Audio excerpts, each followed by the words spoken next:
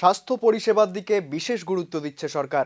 আরও দুটি নতুন মেডিকেল কলেজ তৈরির কথা চিন্তা করা হচ্ছে। বৃহস্পতিবার জানালেন মুখ্যমন্ত্রী মানিক সাহা। প্রধানমন্ত্রী দেশবাসীর স্বাস্থ্য নিয়ে ভীষণ সচেতন। সার্বিক স্বাস্থ্য পরিষেবার জন্য দেশে চালু করেছেন আয়ুষ্মান ভারত প্রকল্প। একইভাবে রাজ্যে চালু করা হয়েছে মুখ্যমন্ত্রী জন আরোগ্য যোজনা। রাজ্য স্বাস্থ্য পরিষেবায় আরও গুরুত্ব দিয়ে দুটি মেডিকেল কলেজ করার ভাবনা চলছে। বৃহস্পতিবার সিপাহীজলা জেলার তৈবান্দাল প্রাথমিক স্বাস্থ্য কেন্দ্রের নতুন বাড়ির উদ্বোধন অনুষ্ঠানে মুখ্যমন্ত্রী জানান, রাজ্যে আয়ুর্বেদিক ও হোমিওপ্যাথিক হাসপাতাল গড়ার কথা ভাবছে সরকার। স্বাস্থ্য ব্যবস্থাকে আরও উন্নত করার বিষয়ে চিন্তা ভাবনা চলছে। ইতিমধ্যে রাজ্যে দুটি মেডিকেল কলেজ সহ একটি ডেন্টাল কলেজ ও একটি নার্সিং কলেজ রয়েছে।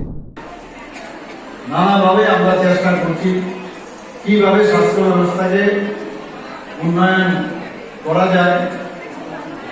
বছর আপনারা দেখেছেন এখানে দুটো মেডিকেল কলেজ, একটা ডেন্টাল কলেজ, নার্সিং কলেজ সবকটা শুরু হয়ে গেছে। ফার্মেসি কলেজ আগে ছিল, ফার্মেসি। তো এরকম অন্যান্য হোমিওপ্যাথিক আয়ুর্বেদিক কলেজও করার চিন্তা ভাবনা আছে। আমাদের মাননীয় প্রধানমন্ত্রী জি বারবার এটার উপর জোর দিয়েছেন যে মানুষের স্বাস্থ্য আগে ঠিক রাখতে হবে। তবেই তো উনি এত বড় একটা স্কিম করেছেন যেটা সারা পৃথিবীর মধ্যে সবাই অবাক হয়ে গেছে যে এইটা কি স্কিম। এই স্কিমের নাম কি?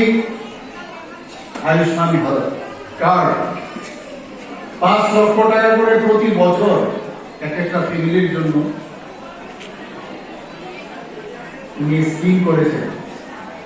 আর ত্রিপুরা সরকার এবার অ্যাসেম্বলির মধ্যে যারা এই স্কিমের আওতায় আসেননি, অর্থাৎ বাকি যেসব আমাদের জনতা আছে, আমাদের ভাই বোনেরা আছে, তাদের জন্য মুখ্যমন্ত্রী আরোগ্য যোজনা করে আরেকটা প্রায় 59 কোটি টাকা আমরা প্রকল্প দিয়েছি এবং এটা প্রতি বছর চলবে। সেই দিশায় অর্থাৎ আমরা স্বাস্থ্য যাতে ঠিক থাকে তার জন্য গরিব মানুষ, মেহনতি মানুষ, কৃষক, খেটে যাওয়া মানুষ, সাধারণ মানুষ সব ধরনের সবটা সাথ সবটা বিকাশের যে মাননীয় প্রধানমন্ত্রী যে বলেন সেই দিশায় আমরা কিন্তু কাজটা করছি।